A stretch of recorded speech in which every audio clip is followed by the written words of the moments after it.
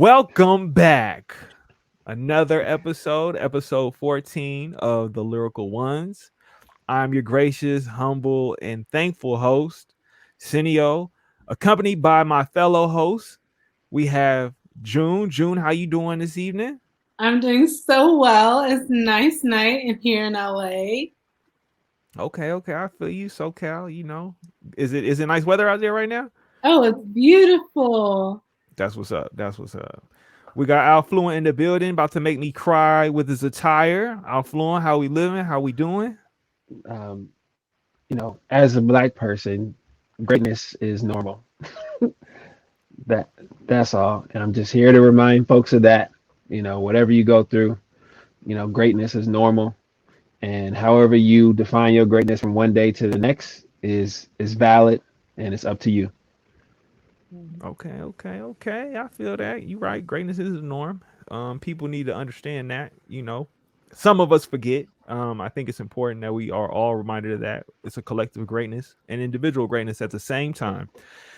And with that, we have a special guest, Lexi. Lexi, how are you doing this evening? I'm wonderful. I feel so honored to be here. Okay. So Yeah, Lexi, yeah. what brings you to the table tonight? Tell us, what do you do? What is it that you wanna talk about and highlight for yourself? What do I do? That's such a layered question. So I am a very proud, dark skinned, curly hair Black woman who hails from St. Louis, Missouri, but currently lives in the Bay Area. I work in the technology industry, and I am a person that's just very observant and very candid about the experiences of what Black women go through in their everyday jobs. I do not work formally in diversity and inclusion. I actually work in more of a legal and compliance role, but I've definitely been very open and candid and very loud about the hardships, the discrimination, and most importantly, how things can get better. The literal tangible things that companies and people and mid-level management can do just to be better humans and therefore stop the oppression of Black women. I hear that. I Tell hear us that. what. Yeah. Oh, I'm sorry, Susan. Go ahead. Oh, I was going to say, tell us what many don't see being a Black woman. What Yeah.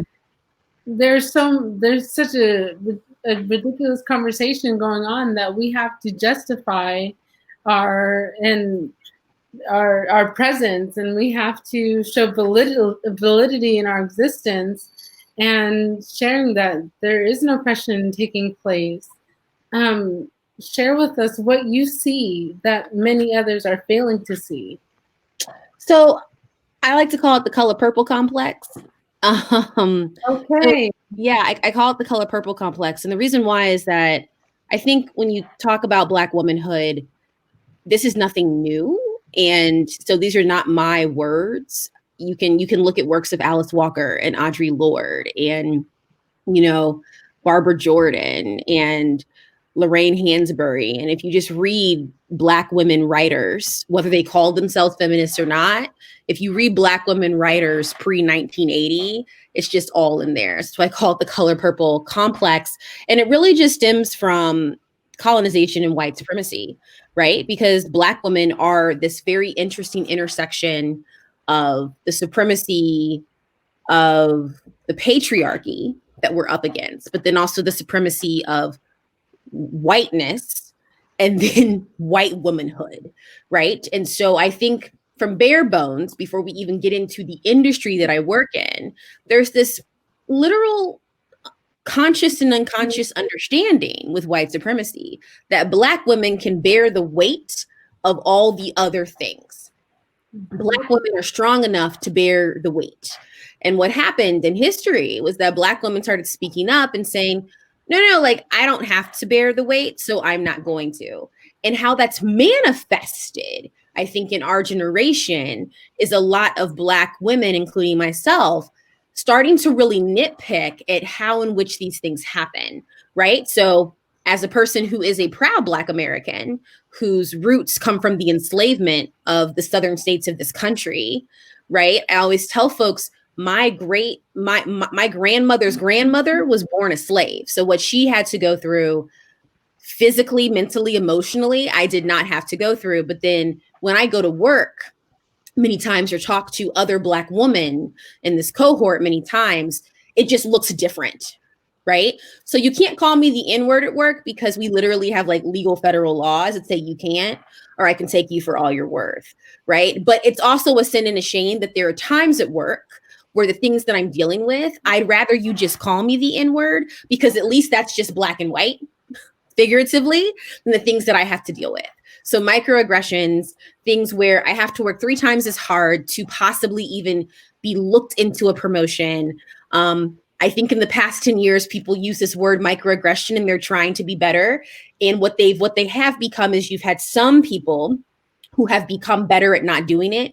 You've had other people that have become even better at hiding it. So instead of saying, hey, June, you have to work 3 times as hard to get the promotion, they're like, hey, so June's going to work hard regardless. And so is June's counterpart, who happens to be a white woman. And I'm just going to sponsor that white woman more. So every time a major project comes up, every time the CEO or the VP says, I need your team to work on X because this is the most important thing, June is never running point. So then when it's time for promotions, it's very easy to say, June, you worked really hard, but you weren't working on those really important topics this quarter or this half or this year. And then you're sitting there and you're like, but you never gave me the opportunity, but so-and-so next to me always gets that opportunity. And so for me, I look at that as I'm like, that's oppressive behavior. It's microaggressions that have become well hidden, but that is literally unfair behavior. And I think that until we just call those things out, continue to call those things out, have Black people and brown people in power who are kinfolk and not skinfolk, because there is a difference, who are also willing to call those things out and also willing to advise us on how to navigate those situations. How are we ever going to have a free corporate world society? It'll never happen. And the experience that you're describing, how common is that? Would you say that happens in maybe half of the companies that you've worked with, or is that an experience that you've seen run rampant? It happens all the time. I'm not going to put a number on it because I think when people listen to this, then they take numbers and they go with it. But I would say that it is common enough where this is what we consistently talk about, right? It is common enough that it's things that when you have all the Black people, seeing each other in the hallway saying, I need help with this is very common. And I think it's also common enough that it's one of the many reasons why there's not a lot of Black people in leadership or even brown people in leadership. It's interesting. I was talking to someone a few days ago and I was like, notice how Black and brown people usually just graze middle management, just kind of graze the top, right? And then as you go higher and higher, there's less and less of us. Well, the people at the top, regardless of color, at one point they were 22, young, dumb, and stupid, like we all were, right? Right? Being young, dumb, and stupid is like that part of your life is not racist. Like we all go through that point, right? So if you have a CEO of a company or a VP of a company, at one point they were doing the same stuff that we were all doing at 22 out of college, trying to figure out our life. What is the difference between all these non-people of color at the top in their career trajectory than these Black and brown people who constantly graze the top? And there are many, many layers. One of them is this concept is that we are not getting sponsored and we are not getting mentored, right? And what that looks like is this consistent idea of feedback. I have personally been in situations in past companies where my manager will say, you're doing so great.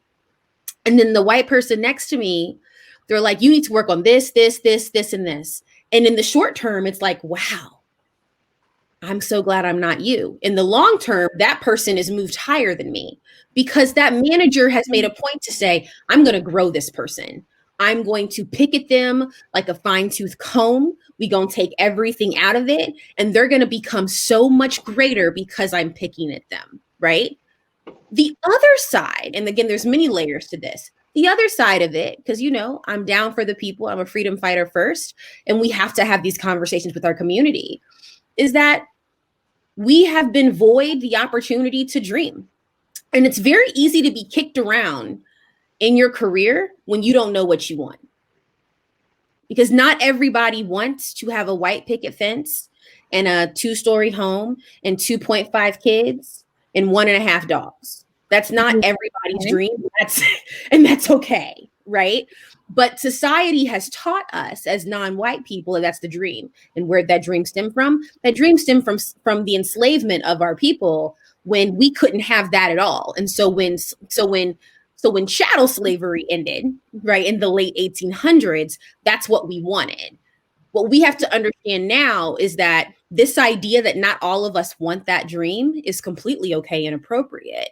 And what happens when we all collectively do our own inner work and say, hey, this is the dream that I want. And then you just go for that dream.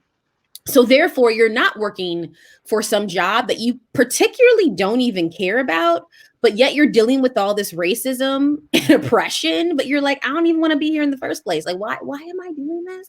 Right? So you have this formula of dealing with oppression plus you not wanting to be there in the first place. That's not going to equal a C-suite position. That's not going to equal a VP position, right? Because your passion's not there and you're treated unfairly. So what happens when we just collectively all start doing our inner work to say, this is the kind of person that I am. This is what I want to do with my life. This is how I value money, because people value money differently. And the issue with white supremacy and capitalism is everyone assumes that everybody values money as everybody wants to be a billionaire. And that's literally false. Like 1% of the population values money to that extreme, right? And then once people figure that out, they build a career around that, because your career should be highlighting the things that you value so you can have a valuable life. And then because we are Black and brown and live in a white supremacist society, you will have to deal with racism and oppression, but at least you're fighting for something that you want, right? Mm-hmm. Instead of dealing with it and getting slapped in the face every day. And you're like, but why? I don't even want it. Why am I getting slapped for some ish that this is not even my thing, right? So yeah. And this is why we have Sista Circle to talk to about what's going on. And could you tell us a little bit about Sista Circle? I know we're on a roll tonight. So I started Sista Circle 3 years ago in 2017 because I noticed very quickly. So my first, to take a step back, I graduated from college in 2011. My first job, I did 4.5 years there. And I was the only Black person in sight my age. So 22 years old, the only Black person in sight. And there were a lot of other Black people, not a lot, but there was a cohort of Black people that I called them my elders and my fairy godmothers, but they were like in their 50s. And shout out to those women who every time that I was like, I'm about to quit. Like I'm about to lose my job. Like this person gonna make me lose my job. I could go to them and they would shield me, they would hold me, and they would show me how to navigate hard situations, right? So without this cohort of women, I would not be where I was. And then after that, I went to a really hot startup. And I thought, hey, if I go to this startup, there's gonna be more Black people and people my age. And so I went to this really hot startup. And because it was a small startup, it was less than 2,000 people, but at the time it was considered one of the hottest startups in the technology industry. There were more Black people per capita, but we're less than 2,000 people. So we all knew each other, just like everybody in the company knew each other. And I noticed very quickly that I sometimes was not the only Black person in a room, but I was the only Black woman. And there were also no Black people in my department. I remember being on the hiring panel for the second Black woman in my department, right? And I remember after the interview, they were like, how was she? And I was like, she's fabulous. She is Beyonce of legal. You will hire this human, right? And since then she joined and she's been doing phenomenal life-changing work at that company. And so when I was there, I was like, this is not going to work for me. Because in order for me to be mentored and sponsored and all these things, I need to find Black women that can hold me like those fairy godmothers that are closer to my field. And so I went on Facebook one evening and I started this group and I said, invite your friends who identify as Black women in tech. And that was 3 years ago. And now we have almost 7,000 women around the world where we talk about these conversations. And pre-COVID, we would partner with companies to have these very in-person events that I like to call Blackified spaces, because I do think also part of the issue with not only tech, but all of these industries is that as people, as non-white people, when we walk into work every day, the literal decor does not welcome us. Right? I've never walked into a company where I'm like, wow, you did that for me. No, that's a lie. Right? I always tell people, I tell a lot of my white male colleagues, I'm like, there's a reason why office buildings are -3 degrees. And that's because until the 60s, women worked at home. And scientifically speaking, men generally are hotter than women from a temperature standpoint.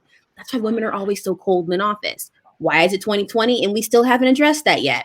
I don't know, right? So these physical buildings don't even welcome me. And so whenever we partner with organizations, I always tell them, we're going to Blackify this space. So a good example was in September of last year, we had an event with Instagram and we turned the Instagram event space into a Black beauty shop. And we went all out. Right? From the decor, from the food, we only use Black vendors or vendors of color. And the conversation that we had with the group was really about how to be authentic at work.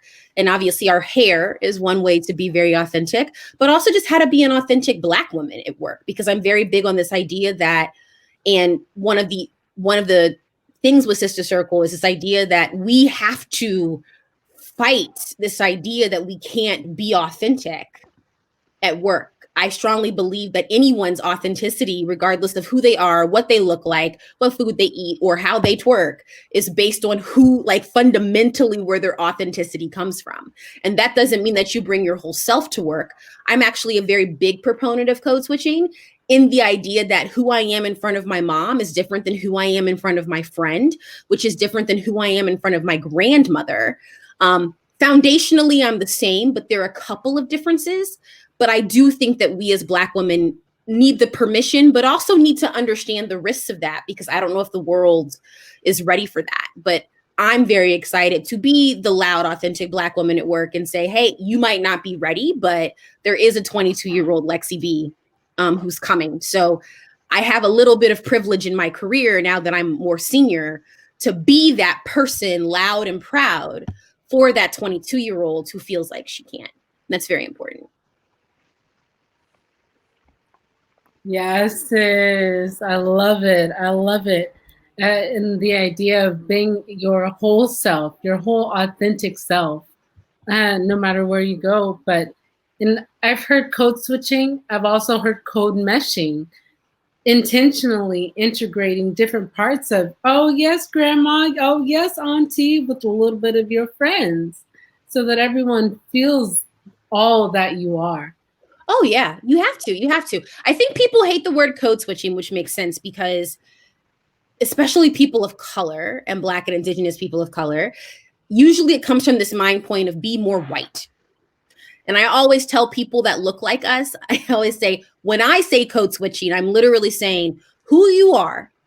When you're having dinner with your mom or dad, I would assume that's a different conversation when you're meeting your homegirl or homeboy for drinks for happy hour, right? Because I don't want this narrative to be, oh, bring your authentic self to work, and you bring in your whole self to work, and your boss is like, no, I don't really need to know all your sexual history.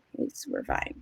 Like, we're totally fine, right? Like, right? So I'm very big on that, is that I think we have to almost reclaim this title of code switching, or just give it a new title. And I'd love for people to tell me what their thoughts about a new title is.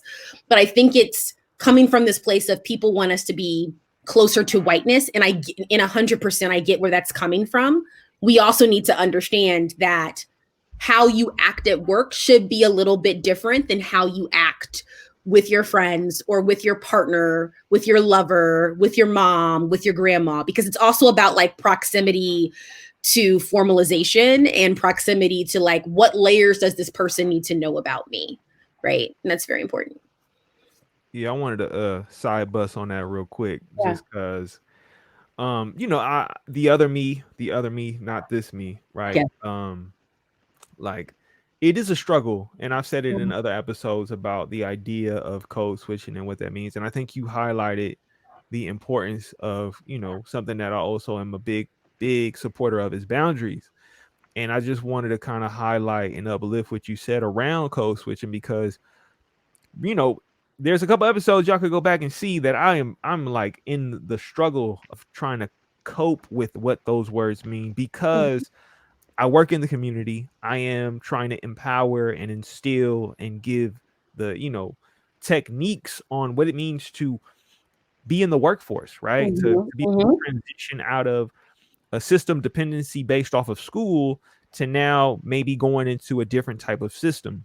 And code switching has always been, like you said, it is that thing where oftentimes it's in the scope of how do you sound more white? How do you be more white? And there's even a lot of layers within that because it's not to say it's white, right? Like there is a huge number of white people in poverty who lack education, who lack the fundamentals. I mean, you could look at the power structure that we're in right now within the government, and you could tell there is a lack, there is a Oh decline. yeah, people not reading right now in Exactly, grade. right? Like So I don't have basic literacy skills. That's not so what. it's not to say that it's to sound more white, right? Mhm. It's the pronunciation, the enunciation, the articulation of words. It's how you say things and how that is conveyed. But more so, I think it's not so much changing the name as much as we redefine what it means, Right. right? Like Right. we are in a time where we're responsible and open enough where we can have dialogue conversations and think about what do we want this to mean moving forward. And I think that code switching is important because you highlight the importance of who you are in front of your mama is not the same as who you are in front of your people, right? Your friends or your the peers that you have at work, right? The people who you feel closer to. And I think it's important that we start to think in those terms. So that was just me little side busting for a minute But to guess just what? say, To add to that, here's the fun fact. We all learn to code switch. Even white people learn to code switch. I always tell folks it's weird how 99% of the skills you need to actually be a successful, competent, respectful human being, you learn in kindergarten. Something happens with education where we allow people to lose skills. I don't know. I'm not an educator, but I do know this. If you talk to a 7-year old, if you observe a 7-year old is very aware that how they talk to their teacher is different than how they talk to their dad. And it's also different than how they talk to their friend. Ready for this? Let's talk about the complexity. How they talk to their friend in the lunchroom versus how they talk to their friend at recess. And it's so funny to me because a lot of times when I'm at work or even with my friends, I have to just break it down to kindergarten and first grade. We all have learned to do this. What has happened, in my opinion, is white supremacy has defined it in a horrible way and has tried to push this narrative of because you talk different, because you use different words, because you have an accent, because of what you look like, you need to sound more like me. And it's like, no, we have students who go to non white schools who code switch beautifully every single day. And if you want to talk about languages, think about all the babies out there who literally English is their second language and how at a very young age they're learning how to code switch to the point that they can recognize this is who I talk to English to and this is who I talk to my mother language to. If a 5-year-old can do that, we all can do that. And I think that we forget how complicated that actually is, right? For a 5-year-old to say, hey, so when I'm at school, this teacher does not know German, right? When I go home, though, my grandmother does not know English. That's actually really complex stuff for a kid. And so if the kid can do it, we all collectively as adults need to do it. Yeah, Lexi, you're so right. And it's just like you said, somewhere in education, right, it's allowed for the skill to be remiss. It's allowed for folks to say, well, no, you don't necessarily need to. And I guess it's one of those things in business and professional settings where we see in microaggressions and belittlement and gaslighting, we see some people just don't need to code switch for them to get promotions. Some people don't need to code switch for them to keep their job. Some people don't need to code switch when they have an interview They don't. or when they're in a meeting. While others, if you don't code switch, you be looking for a new job. Right. And that's because since we, the lyrical ones, let's be very candid. That's because the people who don't need to do it, their proximity to whiteness is that they're white. And people hate to hear the truth, but that's what it is. Right. So just because Jerry didn't have to do it, that may not mean that you have to do some form of it. And when I say code switch, I'm not saying change the tone of your voice. I'm just saying maybe you don't come to work talking about, all the things you did with someone last night. I don't know, right? You have to decide for you what that code switch looks like. And that's the beautiful thing about being an adult. I'm not giving you a rule book to do it. I'm just saying you need to just take notice and decide for yourself, this is what I feel comfortable talking to my coworkers about, and this is what I don't. And just because this other person talks about their whole life may not mean that's for me. I always tell folks, I don't care what boundaries you have, as long as you have some. Right? And so the beautiful thing is you get to decide what boundaries you want. And sometimes you need some boundaries. That's just it. And that's okay. And that doesn't mean that you're not authentic. It means that you've just made this decision for you and your comfort and your peace. 100. 100. Episode 14 of the Lyrical Ones podcast. We got Lexi here with us. If you couldn't tell, it's going down right now. We're getting into a deep dive of previous topics that we've discussed, but also coming from a place where, Lexi, it sounds like you have a level of insight and experience that kind of encompasses the age that we live in. So, for clarity's sake, right? You do work within the tech space, right? I do, yes. What drove you to want to work in the tech space? What got you in that vehicle to go that direction? The ancestors and Jesus, because it was sure as hell not me. I went to college and I went to Stanford, and everyone at Stanford goes into tech. Either you become an engineer or you become a doctor. And so me being the rebel that I am, I remember coming from St. Louis, Missouri. I didn't know what a tech company was. I distinctly remember riding my bike in downtown Palo Alto my freshman year and seeing Facebook sign. And I called my mom and I was like, Facebook has an office. And I remember she was like, you're smart enough to know that. And I was like, well, duh. Like, I know that Facebook has to have an office where people work, but I'm literally standing in front of it, right? So this is really new to me because I come from a place where beer and baseball is life. Right? We didn't have tech companies. We had Budweiser, we had the Cardinals, and we had Boeing. And if you didn't work there, you were a teacher, you were a preacher, or you worked at the hospital. So this was new to me. And so everybody wanted to work at a startup or work in a tech company. And I just made the decision to say I didn't want to, and told everybody and their mom that I didn't want to. I wanted to go into fashion PR. And if you want to make the ancestors laugh, tell them your plans. And I spent my whole college career trying to go into fashion PR. Ended up my last summer before senior year, I was an intern at Ralph Lauren, and it was the hardest internship of my life. But again, shout out to Ralph Lauren, because that was the internship where I learned that sometimes people have to be hard on you for you to become great. And I had one of those managers where she just picked me out and she was like, I'm going to make you great or I'm going to kill you. Right. And she made me great. And I was offered some jobs after, and I remember coming back to Stanford and they're like, so you're gonna do this whole fashion thing? And I was like, absolutely not. The Devil Wears Prada is real. And so I was in a position where I did not have a job, but I did not want to be that one person at graduation that didn't have anything, because Stanford notoriously, when you get your diploma, I don't know if they still do it, but they'll call your name and your family's there. and they'll say what major you got your diploma in, and then they'll say what you're doing.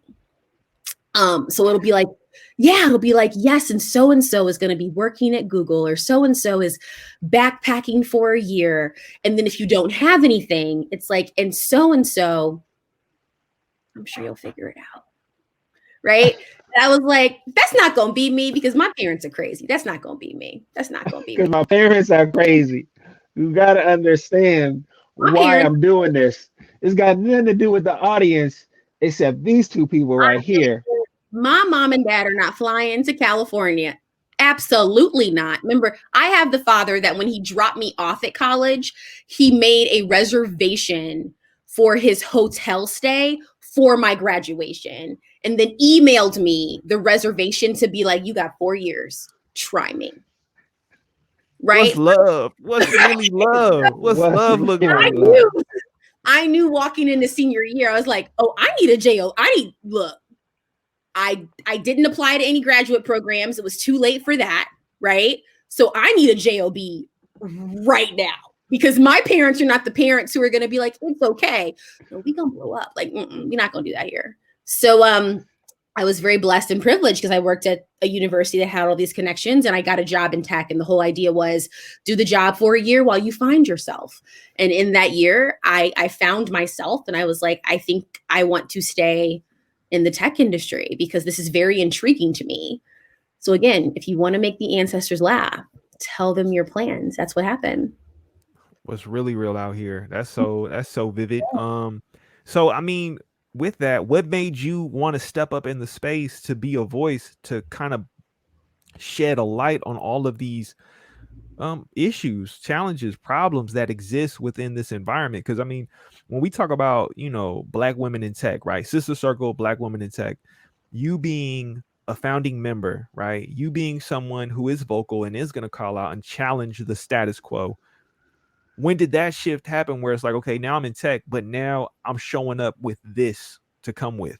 I think it was always there. I'm growing up. When I was little, my parents had this story of, I was called Mini Malcolm in kindergarten. So I was always very militant, right? I was very much an introverted. I always tell people I'm an introverted human, but I'm not shy. I just don't like a lot of people, but I'm not shy, right? I don't like to waste my time on frivolous arguments, because I'm like, this is a waste of my time. But if you go start it, I will end it, right? So as a child, you are among family. It is what it is, right? So I'm like, if you poke the bear will bite. But I'm really just like, when I was little, I was the kid at school. I'm like, I'm just sitting here eating my turkey sandwich. Poke it again, though, it's gonna be a problem. And I think it's funny when you grow up and you start learning your parents as adults. My parents are the same way. They won't admit it, but they're the exact same way. So I know where it comes from. And so when I started working at my first company, which was NetApp, at first I was just dealing with trying to, there's layers here. Being the only Black person in the room, being 22, people forget that growing up is hard work. No one prepares you to grow up. It is one of the hardest things I've ever had to do, right? You leave college or you leave high school. Some people start growing up a little bit earlier, and you're like, oh, I have to pay taxes. What is that? Right? Like, oh, my car insurance. What is that? I have to do that. Like, I have to give State Farm $200. Like, why you need $200 a month, right? So I was dealing with all this stuff. All my friends were moving away. There's so many layers. So initially, I didn't even hit the layer of being a Black woman in tech. The layer that I hit at my first company was being a new college grad, because I realized then I was just dealing with growing up for my first 2.5 years. And I noticed that my company didn't have a new college grad program. So somehow I weaseled my way into the head of engineering for my company. I somehow got in his office one day, and I was like, I need $10,000 to start a new college grad program. And he was just like, I don't know who you are. And I was like, sit, let me explain. And so I just told him everything. I was like, you have 300 new college grads who most of them work for you in engineering, and we have no clue what is going on. We don't know what life is. We can barely pay rent. I told him, I was like, I've never paid rent in my entire life. And I'm just so mad that every month some white man is asking me for money. For what? right? I'm like, I just got a lot going on. And I said, and then on top of it, we see each other in the hallway and we're awkwardly looking at each other. So we know that all of us are in this like weird state of hell, but you don't put budget in for us to just be together in this state of hell. And so he gave me $10,000 and he said, okay, go do something. We'll check up in 6 months. And that was how my community building started. So I built a new college grad program. And it was so great because I think that being young, dumb, and stupid, I always tell new college grads this, is that adults will give you anything. So I got to just go up to senior leadership and be like, will you come speak to us? And of course they love it, right? Of course I want to speak to the new kids, right? And that program really fueled this idea for me of how do I grow up?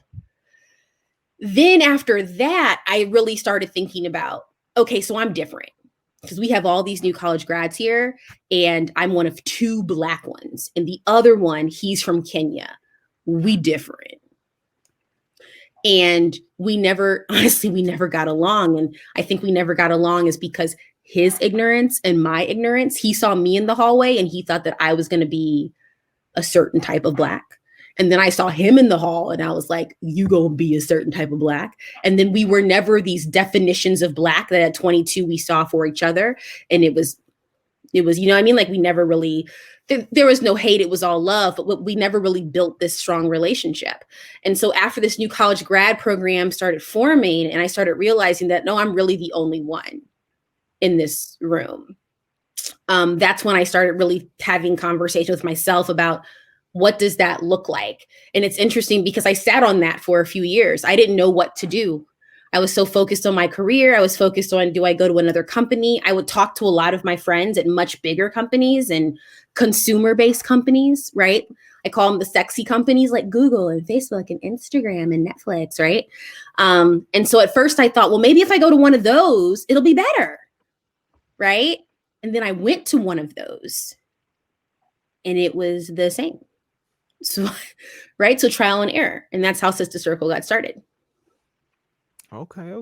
I see. I mean, it's funny you say that about, having your fellow, colleague who just so happened to be from Kenya. We've had that discussion on one of the episodes about the difference between what it means to be from the States and then what does it mean to have immigrated, right, from your home country, right? Like it's a big difference. It's not to paint anything or cast a negative light. It's just to say it is different. There's right, yeah. And I appreciate you saying that, between the 2 different types of ignorances that were taking place, because once you're able to call that out, because you're not able to do it in the moment, it's only when you're able to step away and you look within yourself to identify like what is keeping me from you.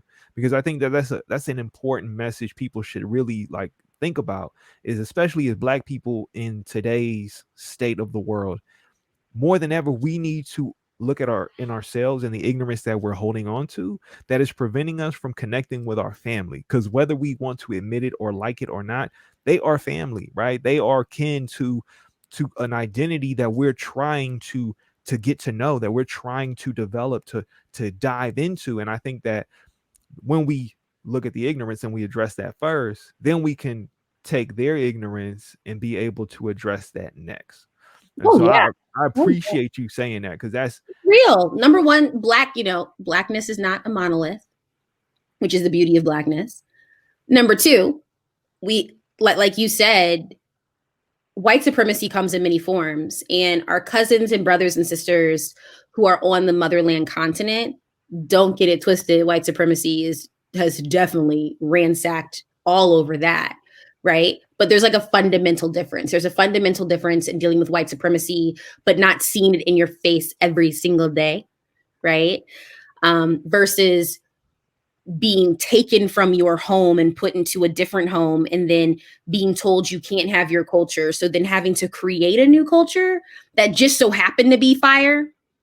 Like it just so happened to be fire.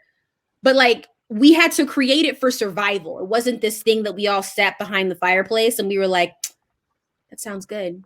Rap. That's not what happened, right? Like we did it for survival because people took it, like literally people forget that part of enslavement was that they the trauma of it was you cannot speak your language. You cannot sing your songs. You are a different person, right?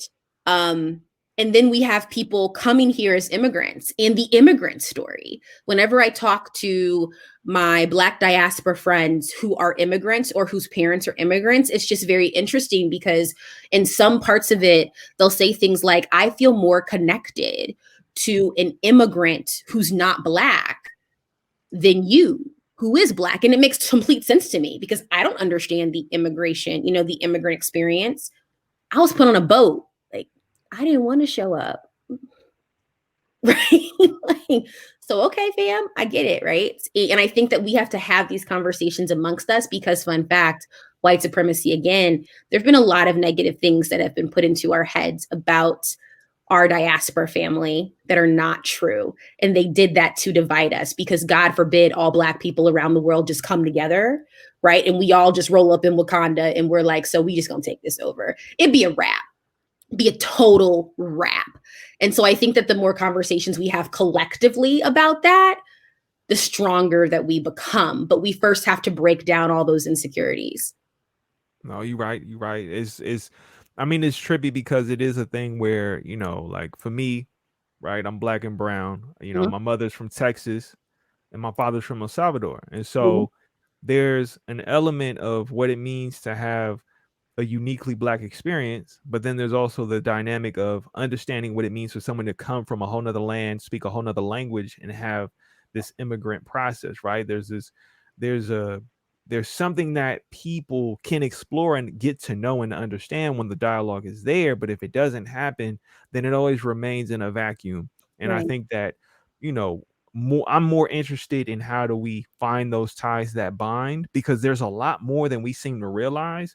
But a lot of times we get lost in the sauce of our own concoction that we never jump out to see what's going on in the other sauce, right? And I think that's kind of the key that you really highlighted, is that we're at a transformative moment in time, right? Like we're in this place where, you're speaking so many truths that I experience every day, and I don't even work in tech, right? I work in the nonprofit world. I work within the sphere of, community engagement, right? And trying to help flourish, develop people. A lot of the work is the same. It's just that the executions or the deliverables look different, right? The people at the top look the same, and the people who are oftentimes speaking up look the same, but they try to marginalize us, they try to divide us, they try to have us in these categories because, especially here in Lyrical Ones, we try our best to build those bridges, right? Like we have people on here who otherwise, when you see them on the outside, you just gonna be like, whatever.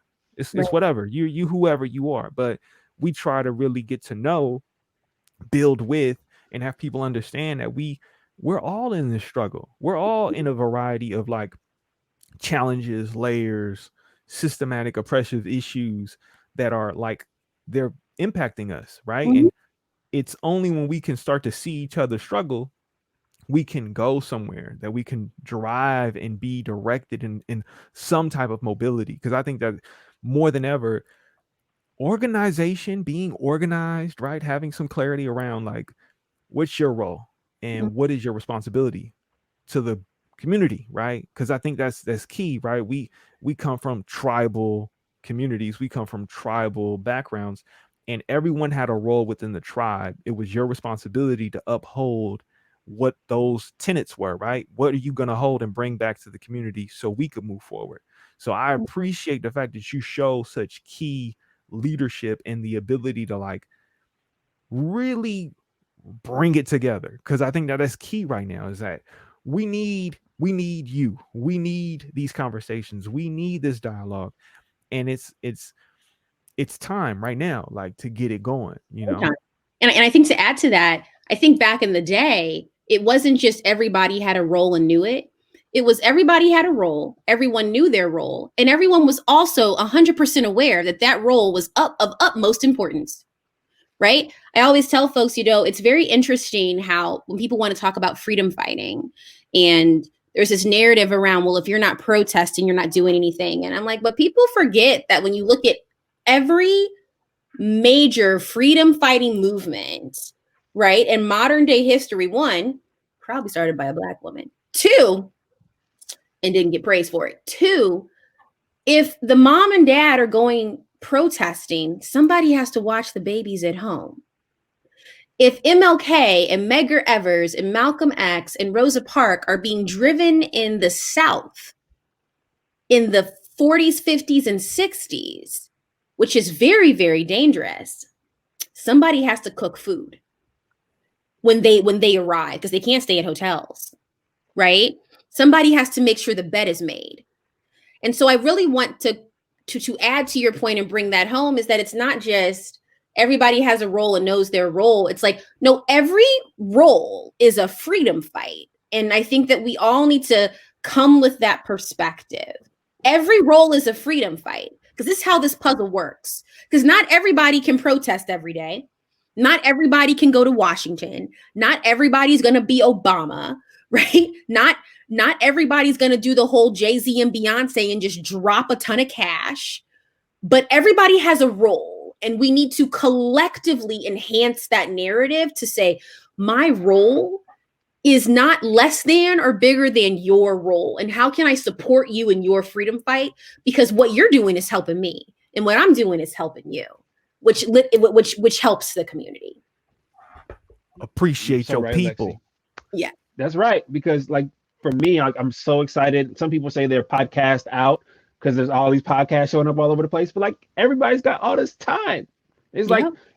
and they say, oh, well, I do have a voice and I do have some friends. Let me talk to them. Yeah. Because like you said, like every role is of utmost importance. Like my podcast is not more than your podcast. My community that I'm a part of is not more or less than your community that you're a part of.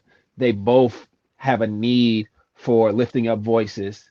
And like I can't, it's not that I can't, but I shouldn't be the one who necessarily starts a Sista Circle. Right? It's not me that should be showing up and saying, hey, I need these Black sisters to speak up and have their time together. Like that's great, but I should be looking for the Sista Circle in other communities and saying, hey, did you know about this? Did you know about this? Because this community here is waiting for you and your voice, for your input, your insight, and also to welcome you. Yeah. What y'all are doing at Lyrical Ones is a freedom fight, right? And it's funny because whenever I'm down and trying to figure out, am I doing enough? I always go back to James Baldwin, who is the king of all kings. And for folks who don't know, James Baldwin moved to Paris. He was like, F this racist establishment, I'm out. The only reason why James Baldwin came back to the US was that when he was in Paris, he realized, wait a minute, I might not be able to march every day, but I'm a writer. And so my role in this freedom fight is to tell what happened in the freedom fight. And so I always use that as an example of like, it's a role. And I think that what all of you are doing at Lyrical Ones, this is the platform that you're creating. That's the freedom fight. That's the role, to have these candid conversations and to make this art, this very real and candid art, and to stand on that. And that's your role, because we need it.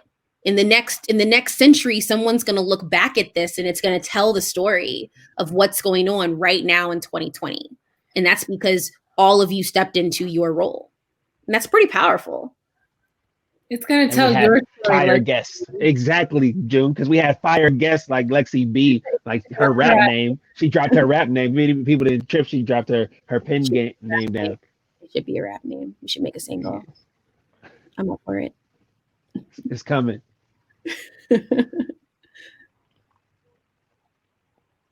So with that, I wanted to highlight something. Unfiltered. What does that mean? It is all encompassing me. In my freedom fighting role for Black women, what I started realizing was that I was doing a lot of mentorship to Black people and Black women about the early stages of their career, which I'm actually very, very invested in because of what happened to me. And so I decided, what if I just created this really fun platform for myself that I could just talk to people and just give them really candid tips and advice on just their career, regardless of what color you are, again, regardless of what food you eat, regardless of how you twerk. It is for everyone, but it definitely comes from my lens, which is a Black woman's lens, because I do fundamentally believe, why are people out here making the same mistakes that I made in my 20s if I already made them? Find new mistakes, make different mistakes. Don't make the mistakes I made. That's actually stupid. So how can I, through many one-on-one conversations that I would have with people, like my friends would say, talk to this person, Lexi, talk to this person. But how can we make that bigger? Because during the one-on-ones and during the coffees and the lunches and the brunches, pre-COVID, obviously, I noticed that we're having the same questions, right? So we're having these people coming out of college and they're saying, so I have this job, what do I do?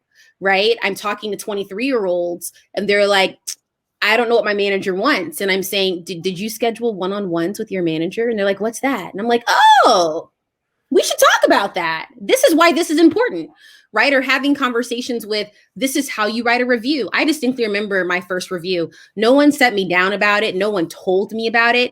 Honestly, there was this man named Mark who sat down the hall who was also a Stanford grad. And I knew that because he had all these Stanford football posters. And I was smart enough to be like, I went to Stanford too. And I went to him one day and I said, people are talking about reviews and I have no clue how to do mine. And he just sat down with me and helped me do mine, probably because we both went to the same school, but we're like 15 years apart. So how can we evangelize this message louder if a lot of these people are having very similar experiences of just how to be an adult? And that's where Unfiltered came from. So it's an Instagram thing and a Twitter thing, but really on Instagram, it's once a week, every Monday, I just put a post up and I'm like, this is the theme of the week. Let's talk about this. And it's become this very passion project of mine. And I get a lot of responses back and a lot of feedback because I just want people to know that, number one, they're not alone.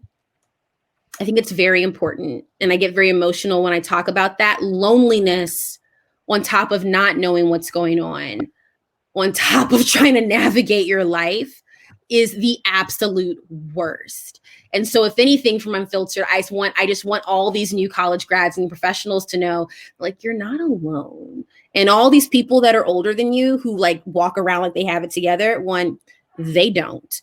And two, the ones that kind of do, they were just like you. So how about we just sit down and break this wall and just figure out what you can do, like what tangible things you can do in your career on a daily basis for you to be better at your job, for you to look more organized, but most importantly, for you to figure out what you want to do when you grow up. Oh, that is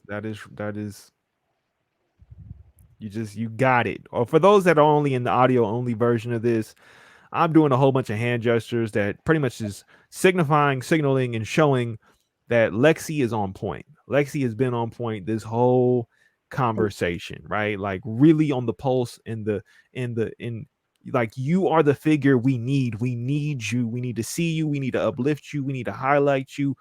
You need to be known because the work that you're doing is incredible work and it's work that is necessary. And it's more important that it's coming from you than anybody else. I just want to say that. But thank you. I mean, it's real because I'm saying it because they done heard me on here a bunch of times talk about the other me and what I got to deal with.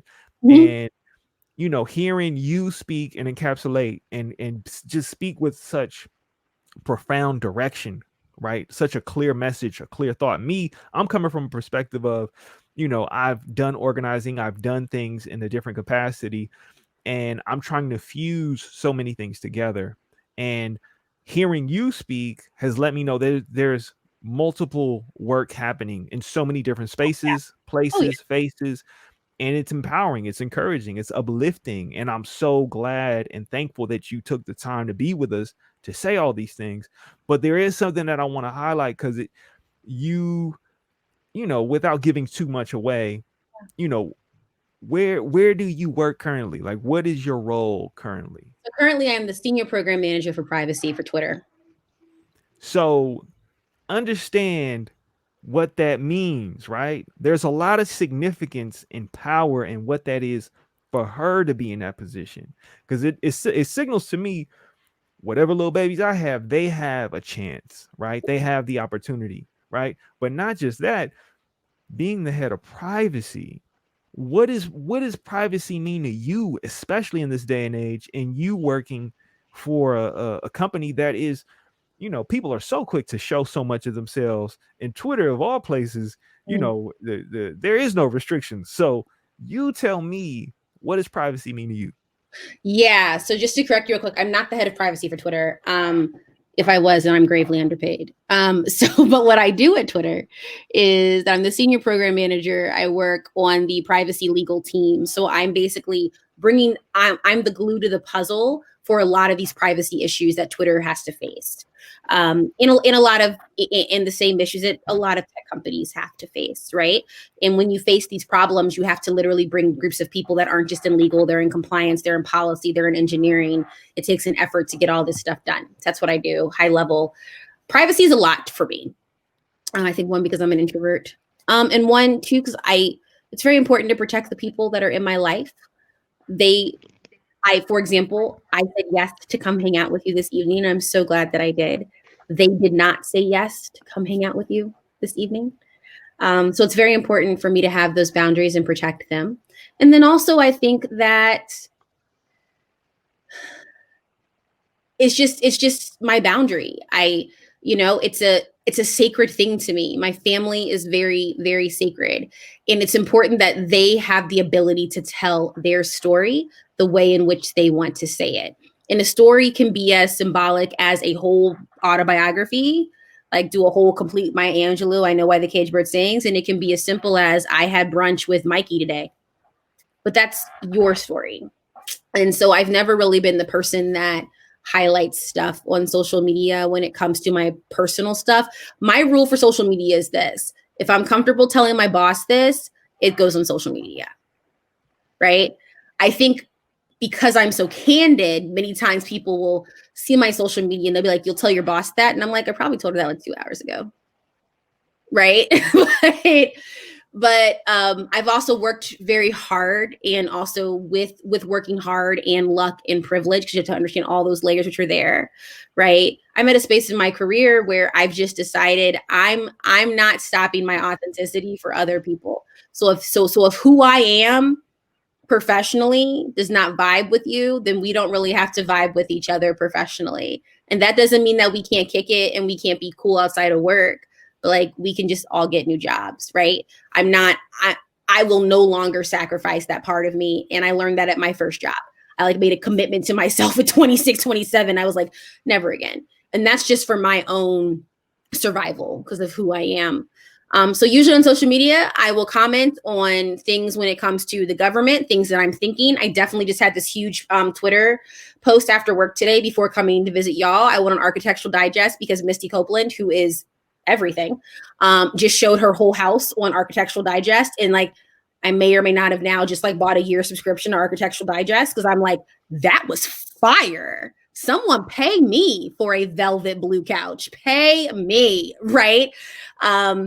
And so those kinds of things. But when it comes to like my personal life, when it comes to my family, when it comes to who I'm romantically linked to, it's just not going to happen because that is sacred space, which means that if you are invited to that space, come through with bells and whistles. But to be 100% transparent, I didn't ask for your opinion, and that person did not ask for your opinion either. So I'm not going to put them on a stage or a spectrum for you to give that opinion. Y'all see what's happening right now? This is what grace looks like.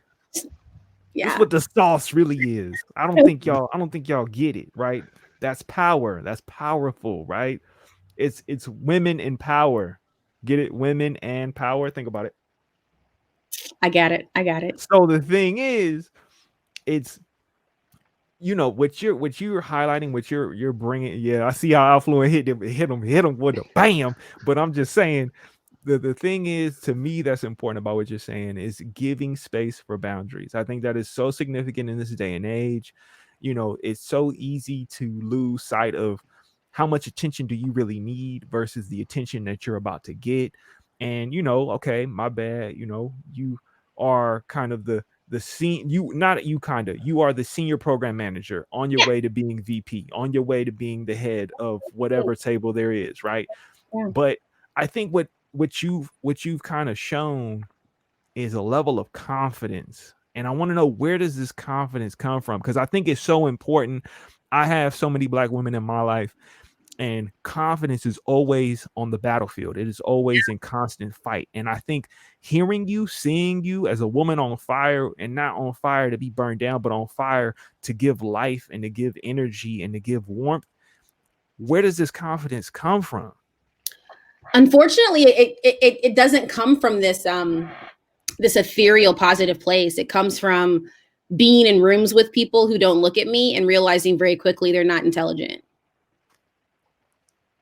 Bars. I hate to say it like that, but that's really true. So one, you do not hate to say it like that. That's not true.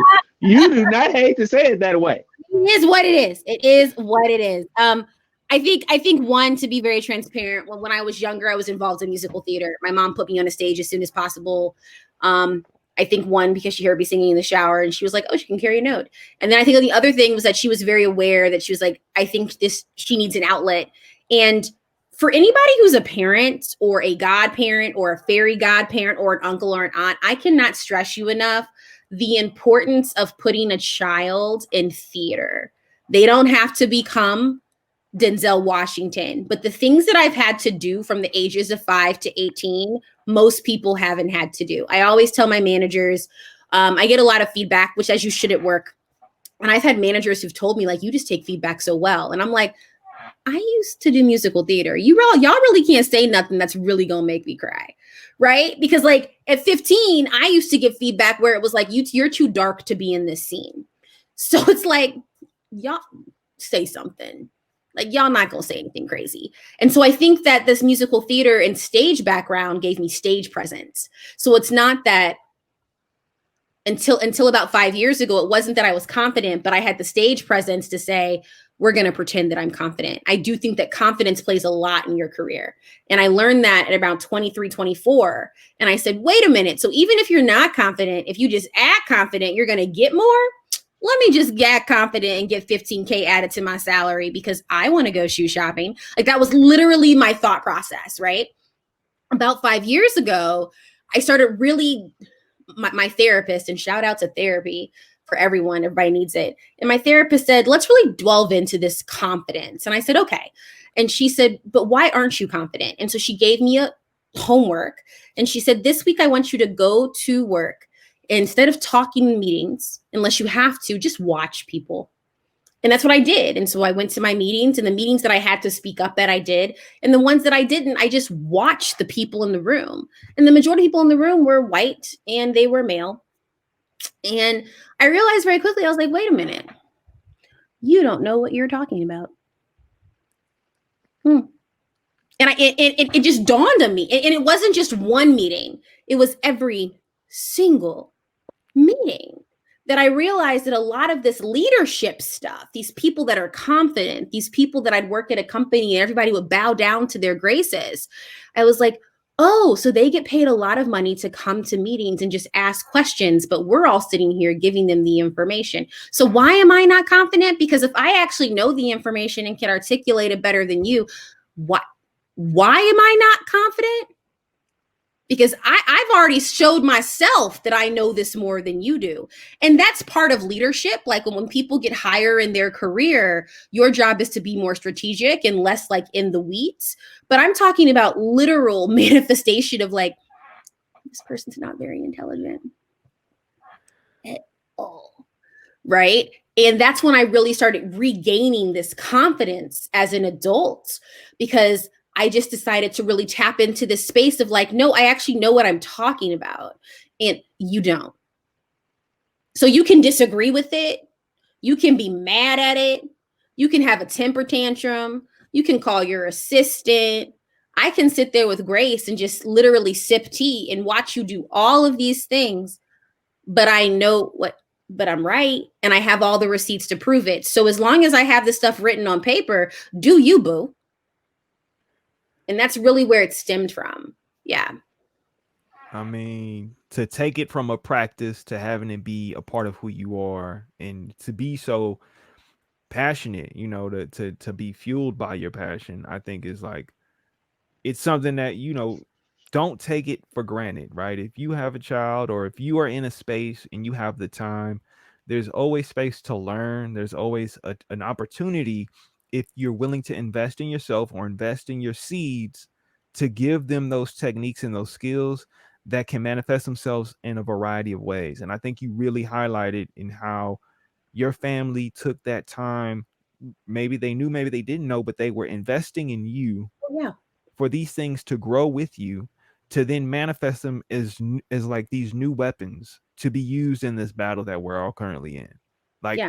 it's profoundly beautiful. It's poetic justice, but it's also like it's the truth, right? We oftentimes All of take it. my kids will be in theater, and that sounds horrible. I mean, like, they can do other stuff if they want to, but the things that I learned in theater, and it's funny when I talk to the people that I did theater with back in the day, they say the same thing. Because very few of us are professional, Broadway stars. And we're all like, oh yeah, I'll literally walk into work and they'll be like, we have a presentation today, the CEO, like, I got it. Right. And so I could not stress that enough. Obviously, you have to cater to your kids' passions, but I cannot stress enough that your 12-year-old needs to be in the school play. They need to learn that skill. They need to learn the skill of, okay, I'm on stage. There's 100 people in the audience and I don't know any of my lines. What do I do? Figure it out, fam.